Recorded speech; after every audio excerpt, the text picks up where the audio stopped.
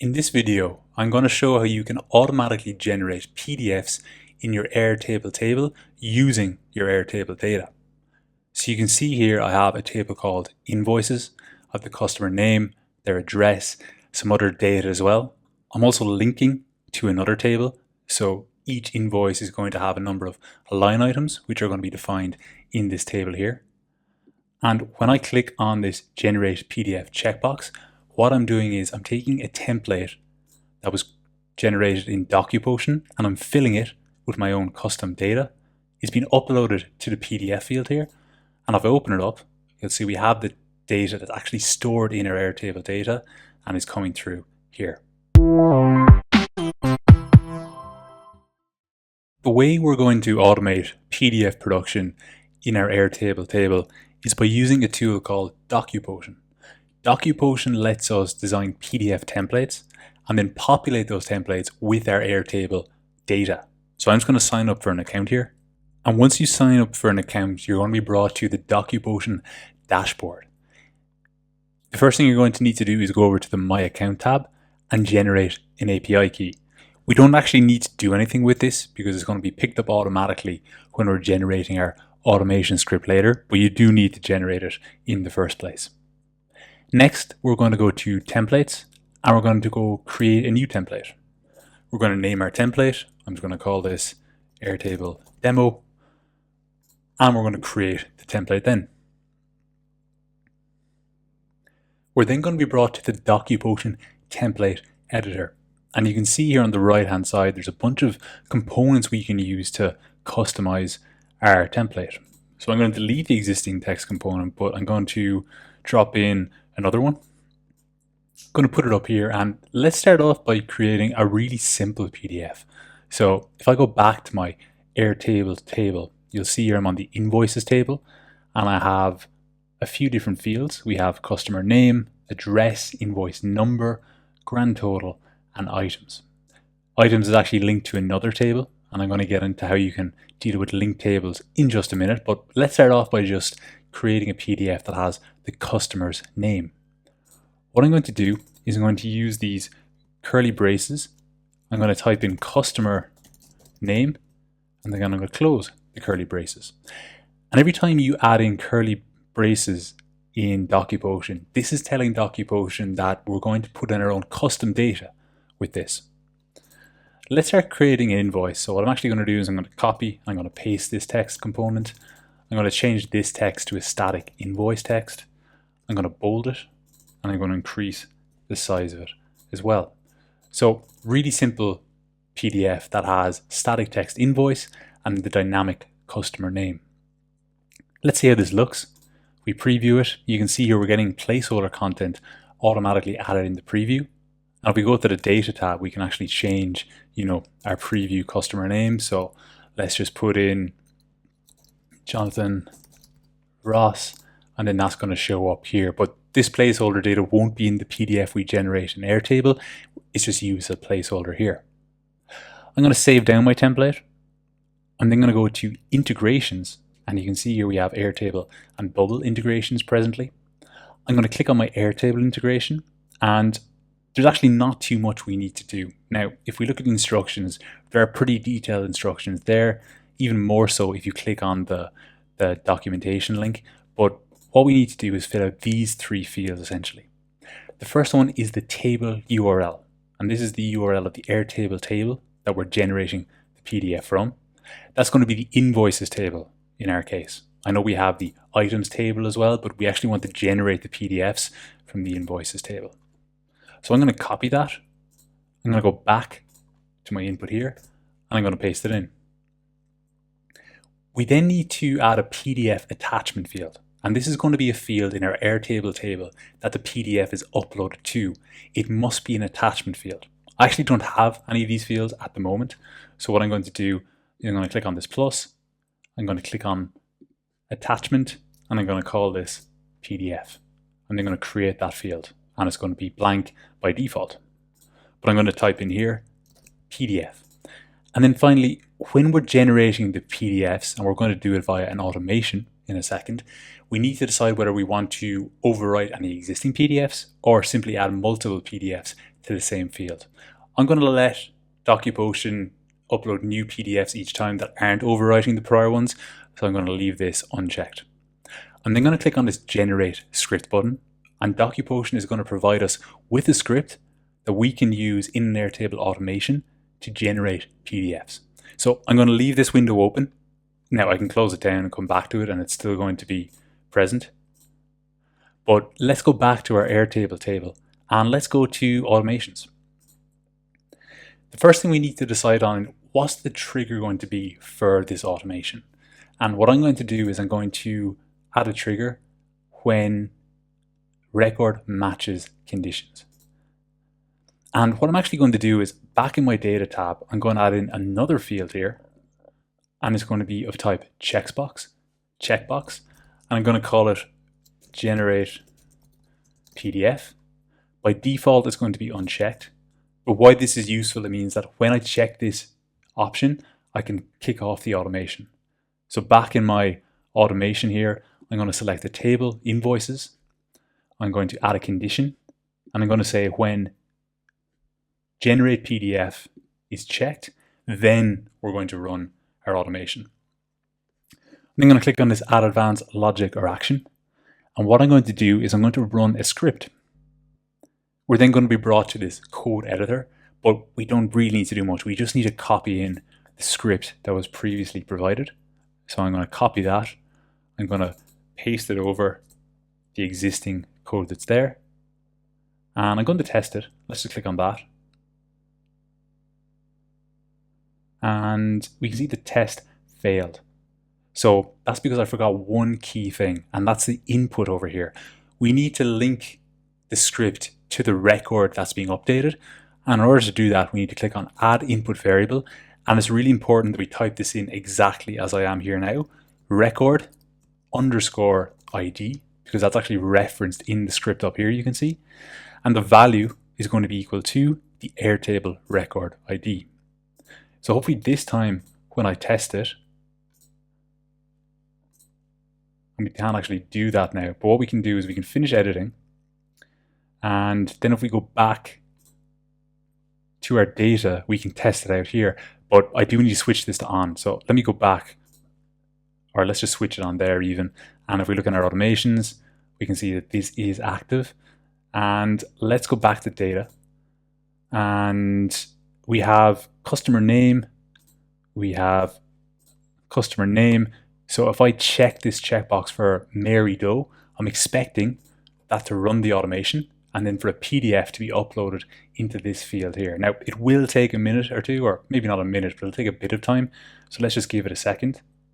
And while we're doing that and waiting, let's just actually go to our automations, look at the history, and you can see this one here is in progress at the moment. So you can see it's ran successfully now. If I go back to my data tab, you'll see here's actually a PDF file that's been uploaded. And if I click on that, we have Mary Doe, the dynamic content coming in there. Now, that's a super simple example. And I do want to make something very clear. The fields in your DocuPotion template must match exactly what you have in your Airtable table. So I have customer name here, and customer starts with a capital C, N starts with a capital N. Whereas if I were to, take away the space, change it all to lowercase, save it down, and then try and generate another PDF, this isn't going to work. We really must ensure that the fields, the dynamic fields we add in our DocuPotion template, they must match up what we have in our Airtable table. So for example, I open this up, you'll see we're not getting any dynamic data coming through. So let me just undo that. And we'll save, and then it'll be working again. So that's how you generate a pretty basic PDF, but let's try and make something a bit more complex. What else do we have in our Airtable table? We have customer name, we have their address. So what I'm going to do is I'm going to edit this text component by going on a new line, using my curly braces again, and I'm going to type in address, close the curly braces. Let me change the line height just for a bit of space between them. Let's add an image up here in the top right hand corner. So I'm going to grab the image component, I'm going to put it up here. I'm going to upload an image from my machine. I'm going to change the dimensions of that a bit. That looks fine. Yeah, that looks good. I'm going to add in a bit of a shape here, just so we have something dividing up the sections of the invoice. Let's make it 770 pixels wide, maybe. Is that a bit wide? Yeah, let's move it back a bit. Perfect. And in fact, I should make it slightly smaller. Perfect. And let's save this down and generate another PDF just to see how it looks. Let's go with John Doe this time. Generate PDF. Give it a minute again to run the automation in the background. And you can see there it's being uploaded. If we open this up, yep, we have John Doe, we have our logo, we have our shape. We don't have the address, interestingly, so why is that the case? Maybe I'd misspelled it or something. What do we have here? We have address, and our template, we also have address. That should be working. I wonder why that's the case. Maybe we need to put it in a separate text component. So let me just close this up, copy and paste that, change that to address, save that down, and let's just see how it looks when we create a new one in the same field. So we've already checked this one, but what we can do to run the automation again for John is to uncheck it and then recheck it again. So hopefully now we'll see a second PDF added to this field. And you can see that has indeed happened. Let's open the second one up. And again, the address isn't coming through there, which is kind of interesting. What are we missing here? I wonder. I know what we did wrong. So every time you make a change in your template, like we've added a new variable here, the script isn't automatically updated. So let's go back to integrations. If we go here, you don't need to understand this in full detail, but you'll see here within the data, we're only getting the customer name. We're not actually getting the address. Whereas if I click on the generate script again, we now have the address in there. So I can copy this, go back to my automations, open this up, edit the code, and I can simply delete all the existing one, paste the new one in, finish editing, update the automation, and now this time when I run another PDF automation, this time I should see the address coming through. Let's just give that a second while DocuPotion does its work. Okay, it's being uploaded.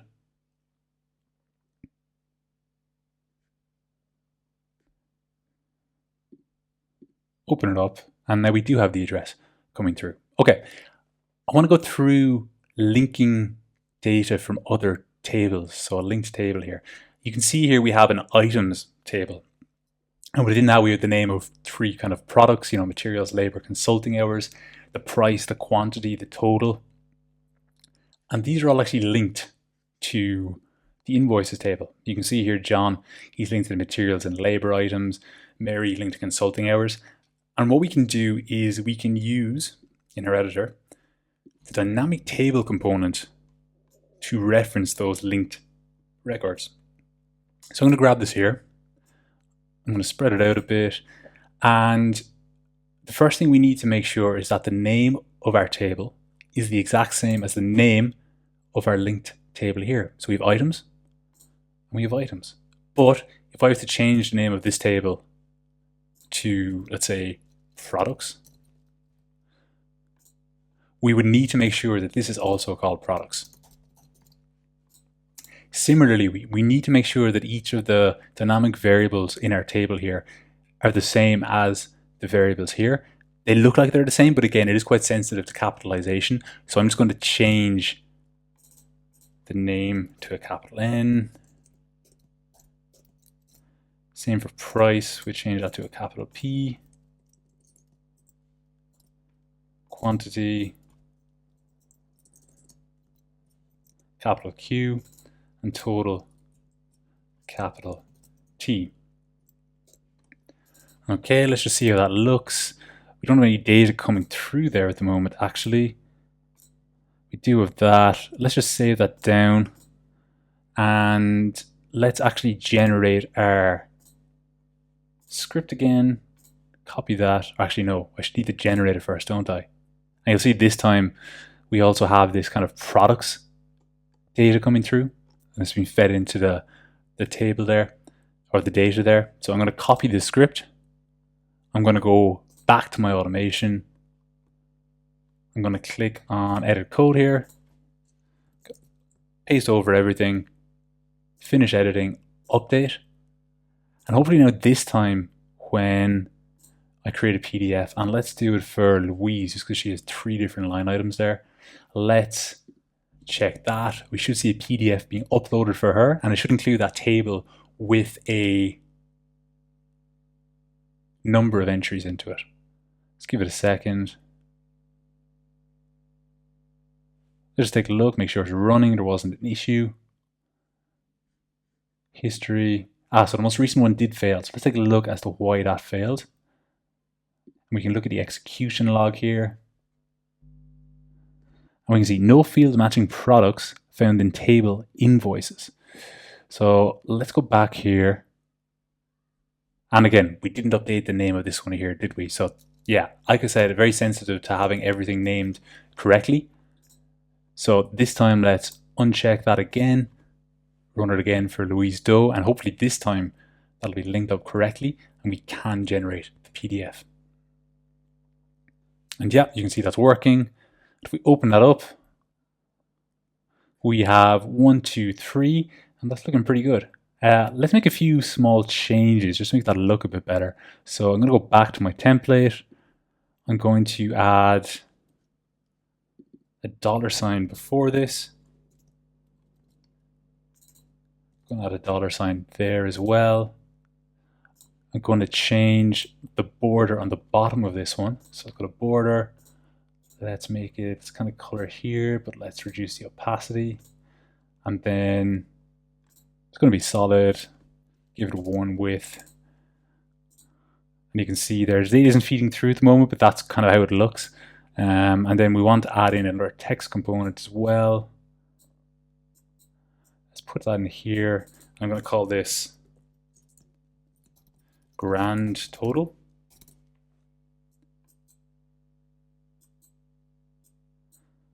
I'm going to center that. Move it a bit more over there, I think. Let's save that down. And I'm going to go to integrations, Airtable, generate that script again, copy it back into my automations,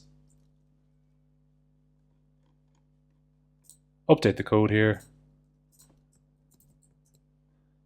finish editing, update it, and you may notice I added this kind of this grand total figure just so that we can get a kind of sum of all the other values. The way we can do that in Airtable is in our data tab.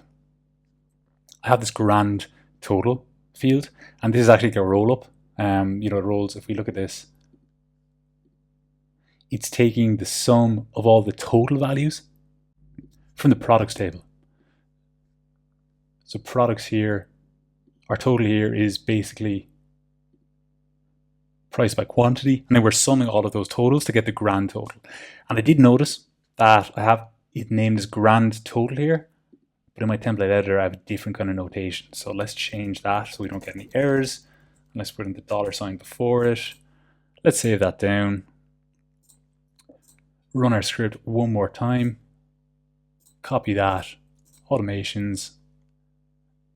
Edit code. Paste over everything. Finish editing. Update, and that should be it. Okay, let's try a meal dough here. Generate a PDF again. Give DocuPotion a second to do its thing and upload the PDF.